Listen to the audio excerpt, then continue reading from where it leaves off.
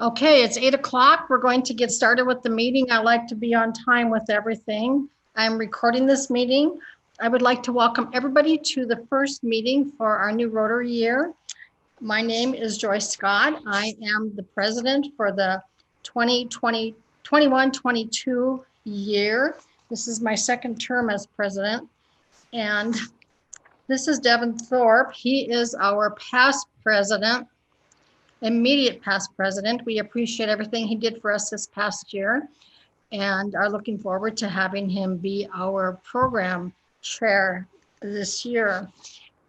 This here person on this slide is not too happy. It looks like they don't want to be the new president-elect for the 22-23 year. If any of you want to be the president for next year following me, please let me know. And I like to start meetings with a prayer. Looks like I've lost my picture here. Let me get this taken care of.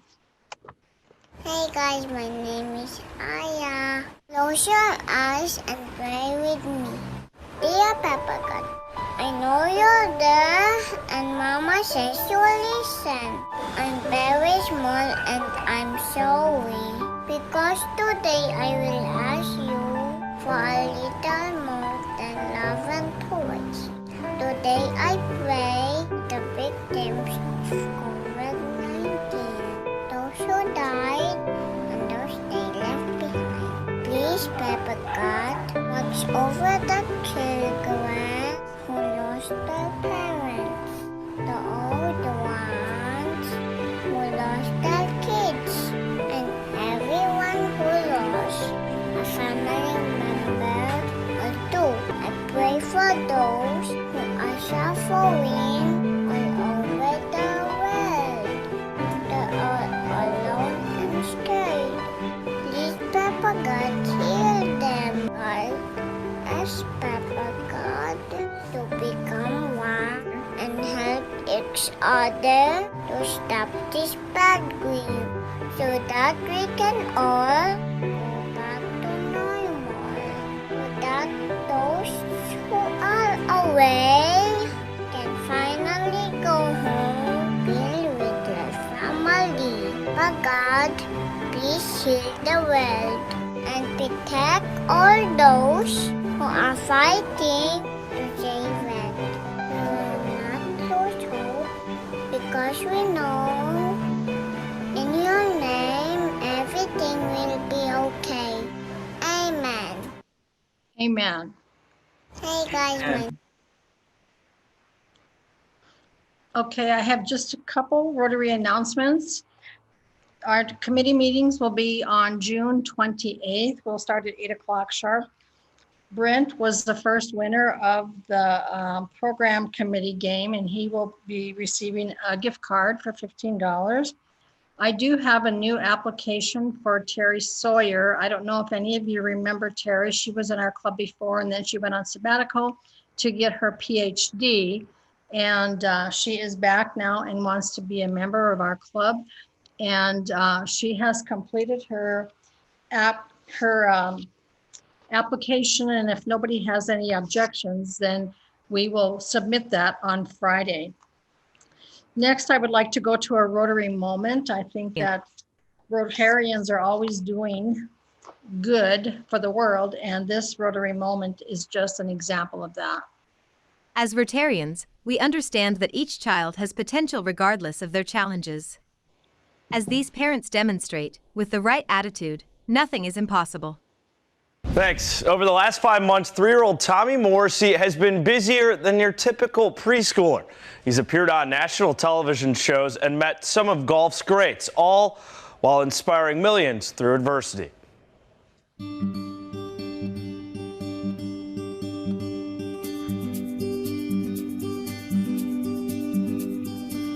The bond between father and son. We got one, yeah! Boy, go, go, go! Come on, buddy! Come on! Woohoo! We got a jack! We got a jack! It often starts at a young age. For Joe and Tommy Morrissey, nothing has strengthened that bond more than golf. That's a boy. We goof around, we play around, we make golf fun. It's not about golf with me and him. It's about building a library of memories. 4 years ago, Marcia Morrissey was pregnant with their first child. After a routine doctor's visit, they received news that would impact their son's life forever. I was about 14, 15 weeks pregnant when the doctor did an ultrasound and told me that he was going to be born without a right arm. As his dad, I probably took it a lot harder than Marcia. One time, I looked at him with a heavy heart when he was born, and I teared up and felt sorry for him. We've learned that focusing on the disability didn't get anywhere.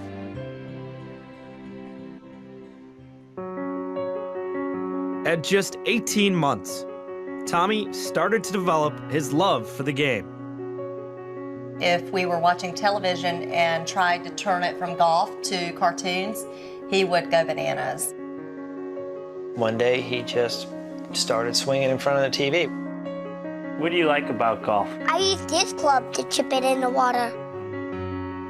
I love the fact that when he wakes up in the morning, he'll say, "Mommy, Daddy, let's go play golf." Definitely has been a confidence builder for me because we do use it as a safe haven. The fairways and greens have become Tommy's sanctuary. The golf course is where he's able to shine. They gave such compliments when they realized that he was doing it with one hand. Attaboy. Tommy just looked right up at them, and I couldn't be more proud of his response. He just simply said, "I do my best." There is truly nothing Thomas can't do so long as he has the right attitude.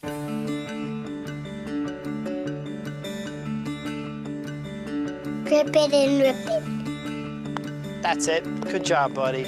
Good job, dude. Yeah, buddy. You call your arm Nemo? Yeah, Nemo.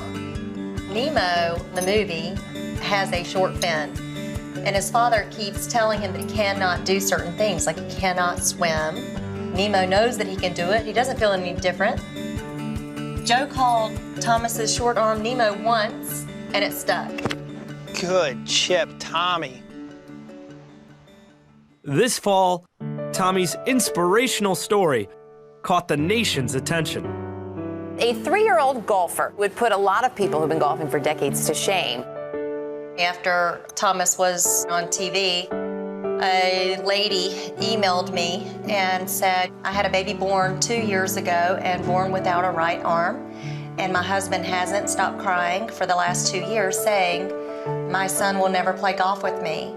And then we saw Tommy's story, and it gave us new hope.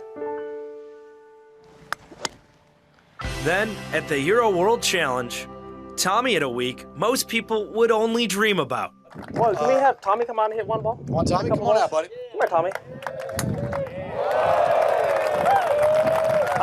Seriously, how good is it? Don't have an idea as to where golf is going to be in his life. It could be a paragraph, it could be a chapter, it could be his life story. Who's your buddy? Daddy. Daddy. If he quits golf tomorrow and he can turn around and say, "I inspired millions around the world," I couldn't be more proud of him.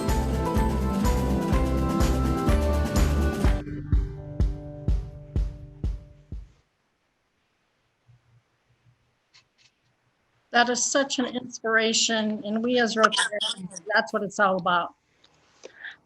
I have something that I want to share with you. I'm going to call it Happy Bucks, and I'm not going to be taking any money from you. Happy Bucks is just a program whereby we as Rotarians can say something positive about something that's happened in our life. Just take a few seconds to say something. And I'm going to start by saying I am grateful that the pandemic is coming to an end and the country is starting to open again, and also that I have been able to keep my job throughout the whole entire 1 year plus that this has been going on. So if anybody else would like to go ahead and join in and say something positive, or even if it's something that isn't necessarily positive, please take a few seconds to say something.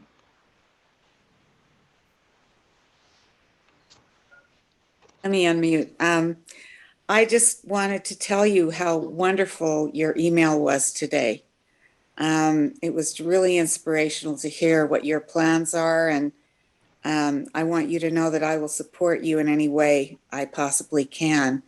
But some of the positive things in my life, I'm just so grateful for my health. I think we all are, especially with the pandemic. But in any case, we're just so fortunate to have our health and our families, and just to be Rotarians and to have such a strong giving community.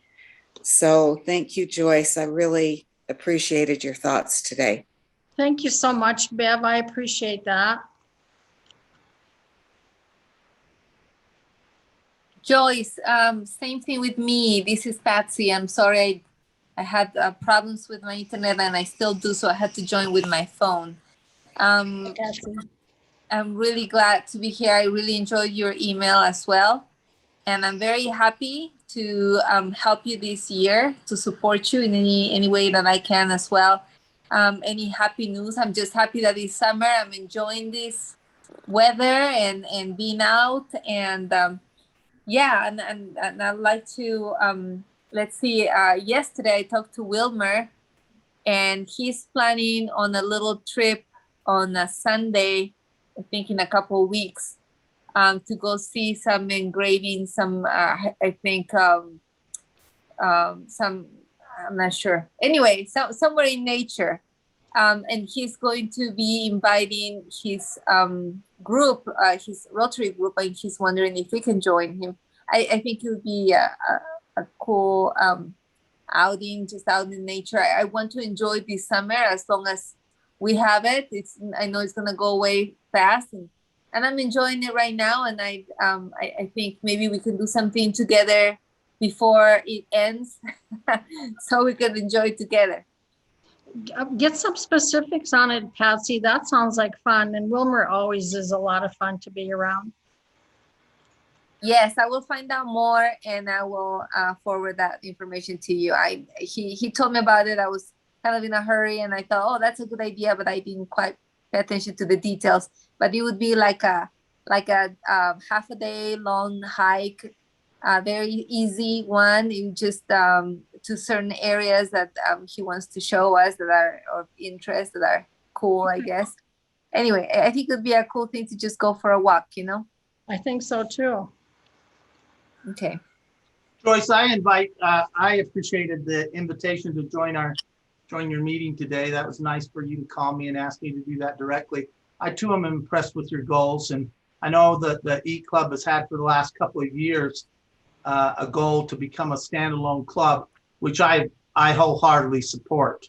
I mean, from the very outset of the formation of this club, West Jordan knew that there was a potential of having this club become a standalone club. And I just think that's so exciting. And I hope, I know that many have attempted it. I hope that this year we realize it. And that would be a great moment for West Jordan as well as the Utah E Club. So I loved your goals. Let's work hard to make it happen.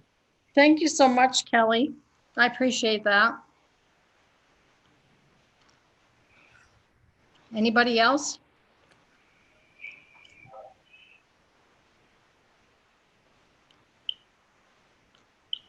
You'll hear plenty from me tonight, so I don't want to take any more time. Okay. Well, I think that if there isn't anybody else that wants to say anything, I am going to introduce our mystery speaker tonight. It is our own Devin Thorpe. Devin is a best-selling author. He calls himself a champion of social good. In 2020, he ran for Congress in Utah. As a Forbes contributor, he covered social entrepreneurship and impact investing, reaching an audience of over 2 million people. He produced 1,200 episodes of his Your Mark on the World show featuring luminary change agents, including Bill Gates and several Rotary International presidents. A best-selling author, his books, read over 1 million times, help people use money for good. He has helped nonprofits raise millions of dollars via crowdfunding.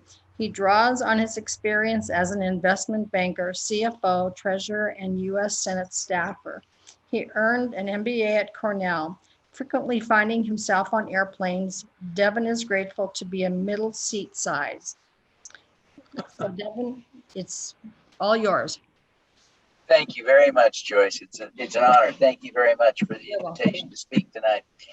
If you'll give me permission, I'll share my screen. I've got some photos and video to share with you. I look for the opportunity to do that. Okay.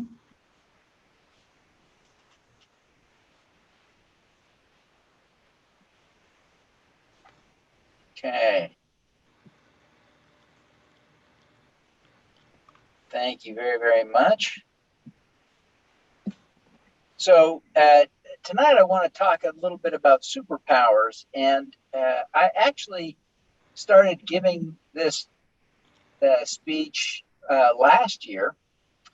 I developed this for pets when I was the district trainer for Governor Linda. And I have since decided to make this into a book, not as limited. Tonight I'll talk about Rotary superpowers, but more broadly, the superpowers of change makers, I'm going to put into a book called Superpowers for Good. And so I'm excited to share some of these messages and insights with you tonight. So thank you very much for the invitation.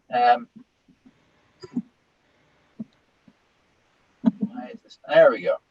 So to begin, I want to share a little bit about myself. Some of you will remember the late, great Mark Eaton. You can tell the difference between us because I'm the hobbit on the right. But when I was a kid, 11 years old, the Teton Dam failed.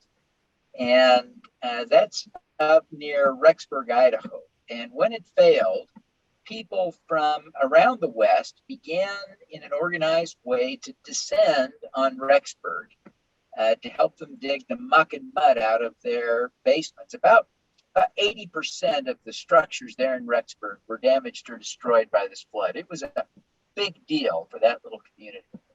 And one day that summer, my father came to me and said he was going to go up to Rexburg and asked if I wanted to join him. And I said I thought digging muck and mud out of basements sounded like a good time, so I decided to join him. And so we went. We got on buses about 2 o'clock in the morning, rode through the night, and arrived at dawn in Rexburg. We worked all day. And got back on the buses at dark and came home. I remember, I swear, every light pole between Salt Lake and Rexburg on the way up. I was so excited I didn't sleep a wink. I don't remember anything about the trip home. I was completely exhausted. I recently returned to Rexburg and was dismayed that I could not find the statue erected in my honor. I was very surprised after having committed it a whole day to the town of Rexburg. Of course, I recognize now as an adult that I really didn't make a difference as one of many, many people that came that summer, and myself barely able.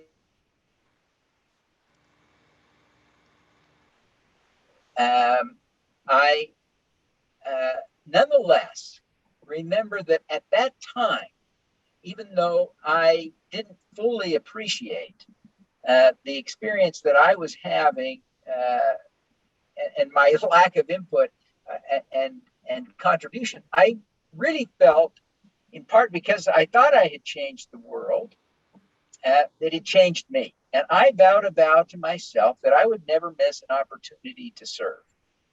Now I confess, I went on to have a successful finance career, and I did miss along the way, both as a youth and as an adult, some opportunities to serve, and that continues to be the case still. But a decade ago, I had the opportunity to not come back to work the next day when my boss told me I wasn't needed.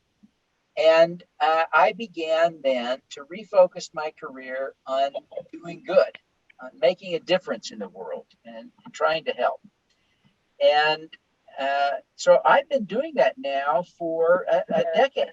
I started with an opportunity to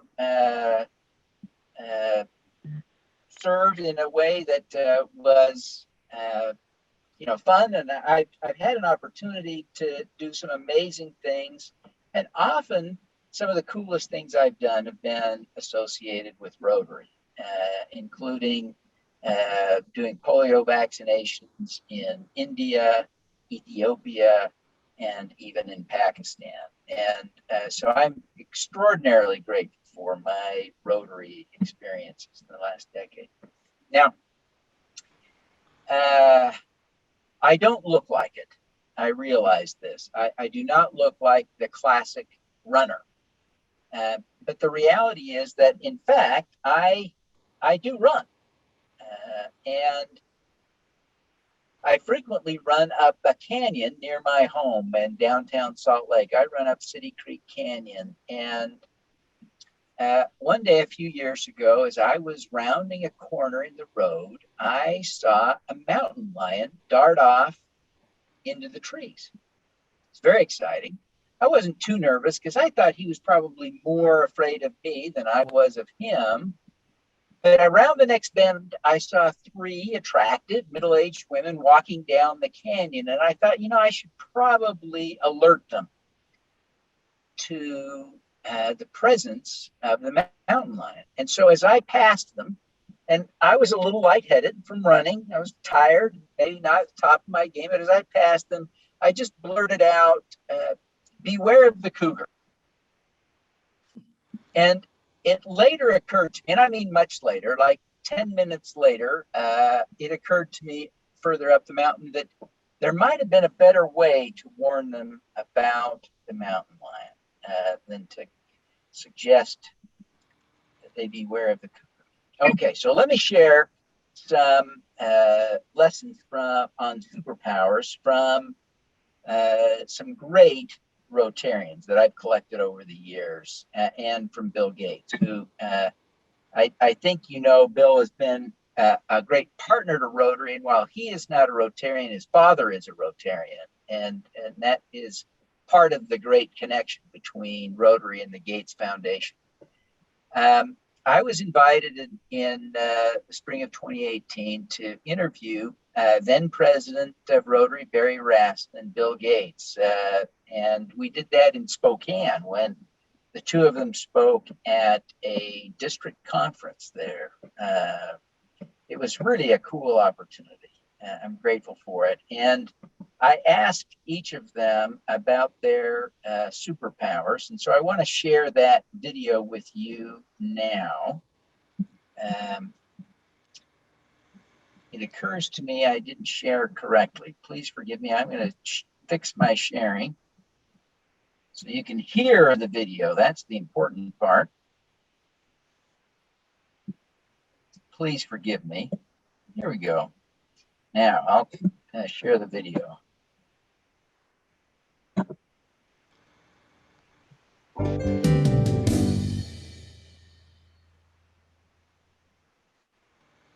A few years ago, you wrote about superpowers in your annual letter.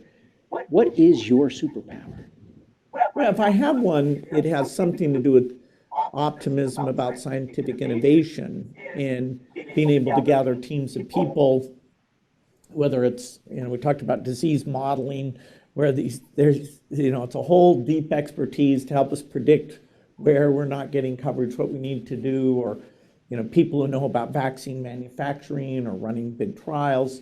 And so my experience at Microsoft was assembling teams of engineers and understanding what was on track, off track, being patient for things that In that case, usually took 5 or 6 years. And in the world of medicine, unfortunately, it's like 10 years. The HIV vaccine, between when people started working on it and when we'll finally have one, that will have been almost 25 years. So the patients required the need to have multiple strategies. So it's there in pushing for innovation, seeing the opportunity of innovation, and then directing the resources that I'm lucky enough to have. President Barry, what's your superpower? Our theme in Rotary this year is to be the inspiration. And I'm very fortunate that when I speak with Rotarians, I'm able to give a message that really seems to get them in their hearts. And we're seeing them do more than we've seen before. So inspiring people and getting our Rotary clubs motivated, not only to continue doing the amazing work, they know that's our priority is to eradicate polio, and they keep asking, what's next? Yeah. Just let's finish polio. Let's not have a next yet. That was a fun conversation for me to have with those two. And it's interesting to think about the superpowers they highlight. There are really 3 key ones there. Bill talked about his optimism and patience. And it's an interesting pairing, isn't it? That he was talking about, on the one hand, his optimism that there would be a way to eradicate polio, and yet at the same time recognizing that there was a need for patience. And he personally made one of the most strategic, important objectives or decisions in this whole process now about a decade ago. About a decade ago, he decided, I'm sure with input from smart people on his team, that a better vaccine could be developed.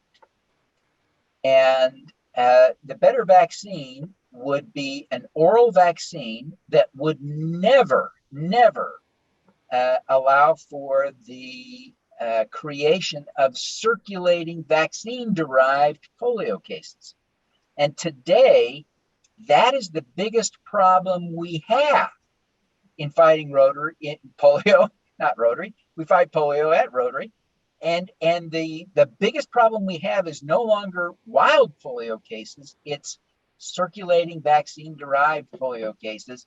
And now, just coming online, just as he said it would take a decade, 3 years ago, he was about right, that these things take about a decade. The new polio vaccine that he and the Gates Foundation created is now being implemented in the field, and it should allow us to bring polio to a close very quickly, because it can be delivered like drops, like the traditional Sabin vaccine that we've been using for years. But unlike the Sabin vaccine and more like the Salk vaccine that's injected, it can't mutate and create polio cases. So it was incredibly foresighted, incredibly powerful, and wise that he did it, because a lot of people back a decade ago said polio would be long since gone by 2021 when a vaccine would be ready. That's not the case. It was incredibly wise. The other thing, of course, President Rassin talked about is inspiration, and the inspiration that Rotarians are, and his ability to inspire Rotarians. And of course, today we had such a great example of that play out in our own club, as all of you responded to Joyce with messages of reassurance and recognition of the inspiration that she is already providing as the new president of our club. And so that's just a great example of her emulating Barry Rassin, even if she wasn't thinking about that when she did it. Okay, sorry. So moving on, you can watch that full interview at this URL if you write it down. Now, I want to talk about my favorite Rotarian ever. And I hate to say that, but it's just so literally profoundly true. I can't help myself. But the last year's president of Rotary, I had an opportunity to meet him a couple of times, 2 or 3 times along the way. And what just a genuinely great human being he is. So let me just play this video of him, and you'll get a sense of him if you haven't met him before, but he's just a phenomenal person.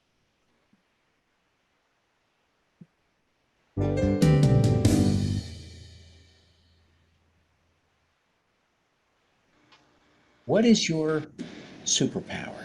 Oh, that's a great question. That's difficult to answer. All, I really love people.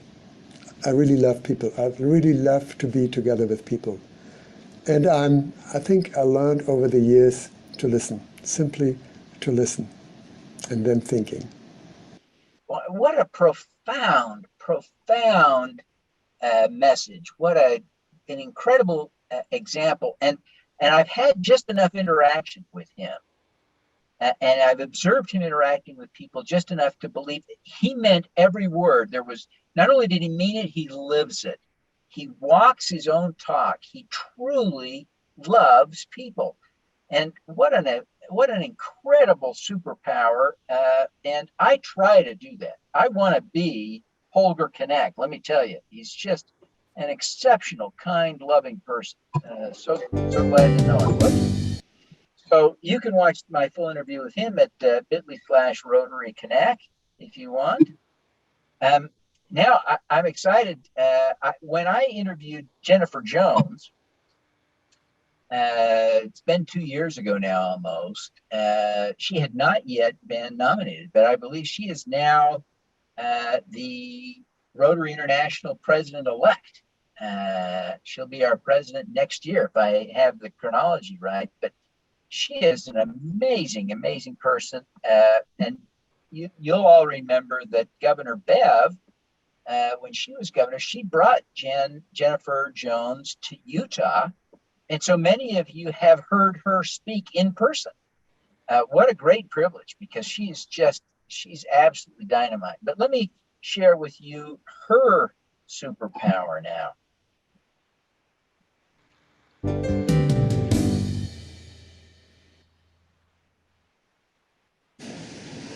What is your superpower?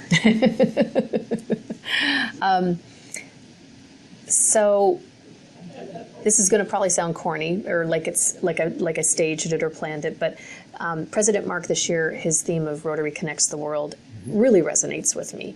And so I think my superpower, well, is maybe connectivity. That, I love being able to, know someone in one country and someone in another country, and then find a way that they connect.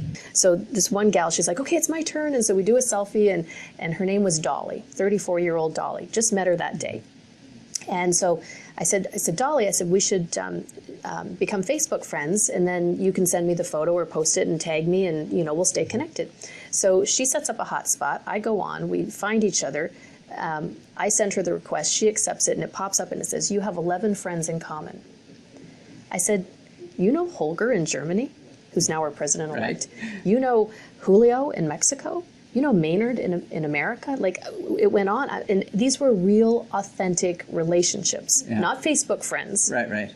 One Maynard was her host youth exchange dad. I mean, so it went on, and I just thought, I just met you. But here we have all of this connectivity already because Rotary. Yeah. Isn't that an amazing point? And that's one of the key takeaways from today that you can be thinking about, but it is the profound power that we all have as Rotarians because of these connections, right? Because you all know Bev, you are all one good friendship away from the upcoming president of Rotary International, Jennifer Jones, because she and Bev are connected, well-connected, friends, right?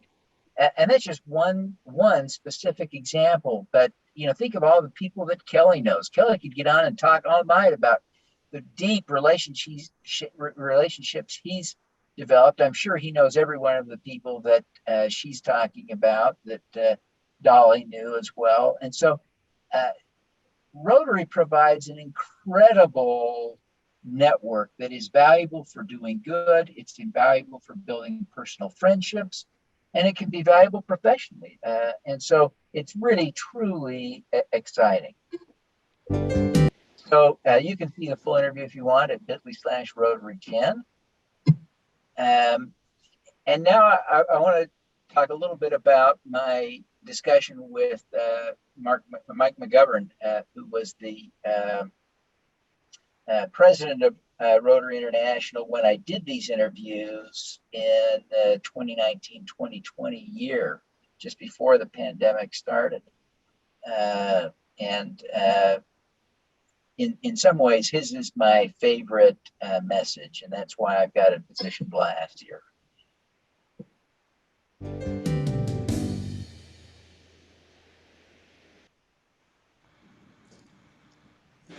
President, what is your superpower? I don't have a superpower. As I said earlier, I'm an ordinary person who, through Rotary, has the opportunity to accomplish extraordinary things. And every Rotarian has that power. I don't have a superpower. This is not an organization. It's the connection, it's the coming together that creates superpower results. It's not any one person by himself or herself. Isn't that profound? Isn't it wonderful to think about that? We all have an equal superpower that is Rotary, our ability to come together, not just to network, not that there's anything wrong with Jennifer's point, because that's an incredibly valuable point, but beyond that, our ability to come together and actually change the world. We who are active in Rotary today, and kudos to those who've been active for a long time, like Kelly and Penny and so many others, but those of us who are here today are going to be instrumental in the eradication of polio. That's going to happen on our watch if we stick around for just a few more weeks.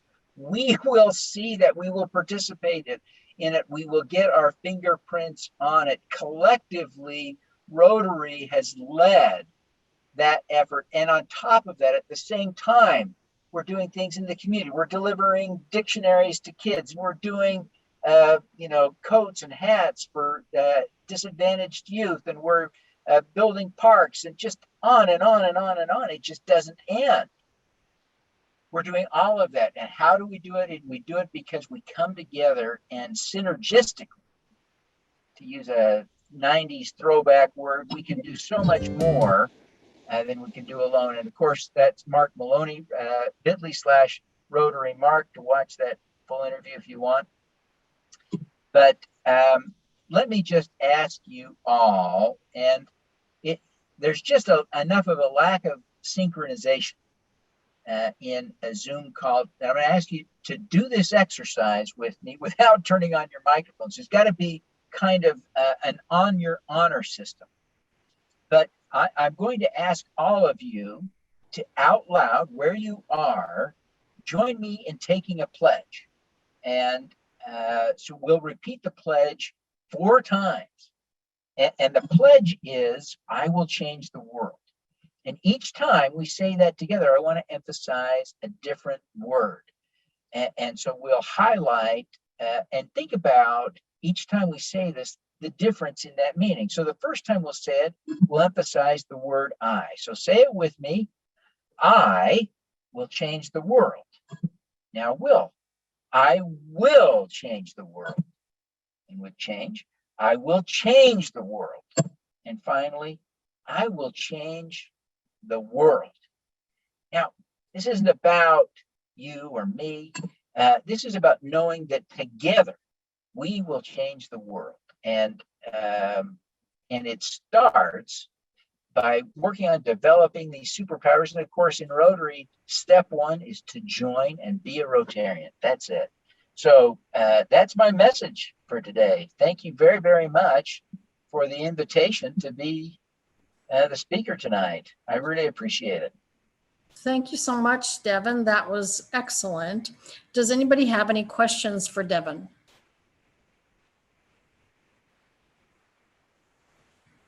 Devin, I just wondered how many books you've published. I've done 5 so far. It depends on how you count, but 5 traditional books that I wrote all myself, a couple of other books that I wrote with other people, and a workbook, but let's call it 5. And so I've got my 6th coming out probably in the next 60 days. Congratulations. That's great. Thank you. I appreciate that. And thank you for your presentation. Yes, very, very great presentation, Devin. Let me ask you a question that I hadn't heard before, so I'm curious about it. So you were talking about the oral transmission of polio, and can you elaborate on that a little bit more? Because I had heard, I know the strands. I know there's only one strand left. Yep. I know the inoculation, but I hadn't heard of this oral transmission before.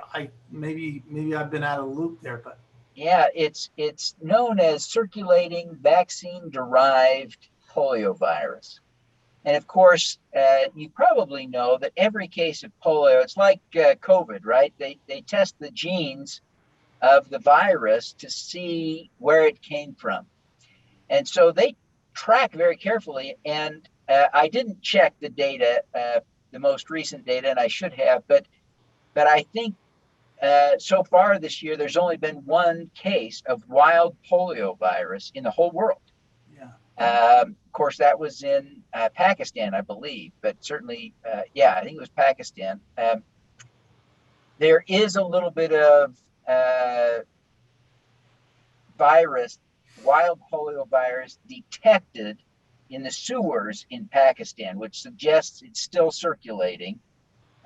Thankfully, we don't count the cases when there's no paralysis.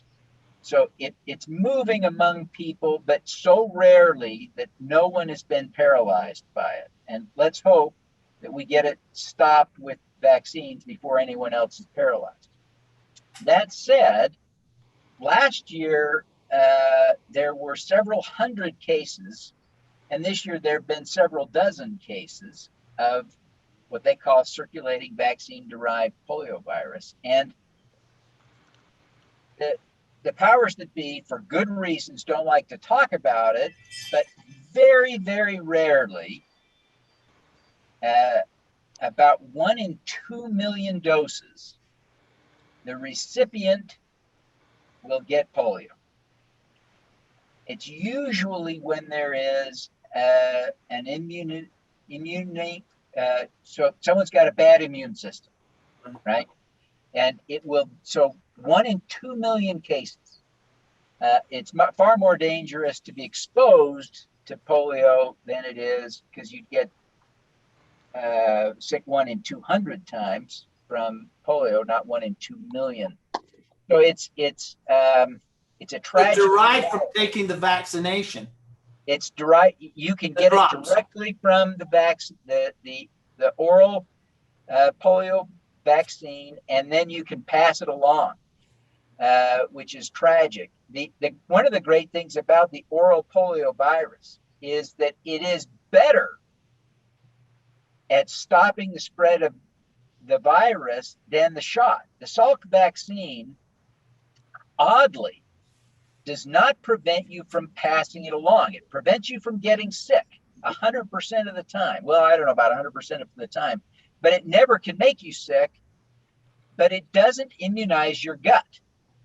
And I'm telling you stuff you don't need to know, and I apologize for that, but I appreciated the very thoughtful question, Kelly. So you triggered my talking button, and I apologize for that. But the Salk vaccine shot is better in many ways, but if you got the shot, you could ingest the polio virus in your bad water and pass it along back into the water system. And you wouldn't stop it. Whereas if you took the oral virus when it works right, which is 99.999% of the time, you take it, and then when you get that virus, your gut has been immunized by the process, and you will stop it, and you will not pass that virus back into the water. So it's a great vaccine. It's easy to give, et cetera, et cetera. But this mutation was its let's call it the fatal flaw. And so Bill Gates' effort to create one, or the Gates Foundation effort, approved by Bill, funded by Bill, to create an oral vaccine that doesn't do that, it is proving to be very, very strategic, and it is just an essential piece of the puzzle now for eradicating polio in these final months. And I think that's where we are. We're in the final months. It may be more than 12, but we're in the final months of polio. Fascinating. That is fascinating. Thank you, Devin. Does anybody else have any questions for Devin? Yeah, everybody's afraid I'll talk out too long if they ask a question. I get that. But Kelly, thank you for your question. Thanks for having me, everybody. You're welcome. I have the four-way test up on the screen before we adjourn. Does anybody have any comments or announcements they would like to make?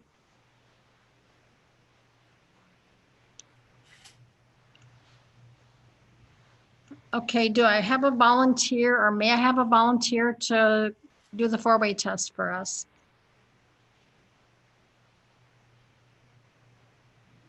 I will do it. Okay, thank you, Patsy. Sure. Of all the things we think, say, or do, first, is it the truth? Second, is it fair to all concerned?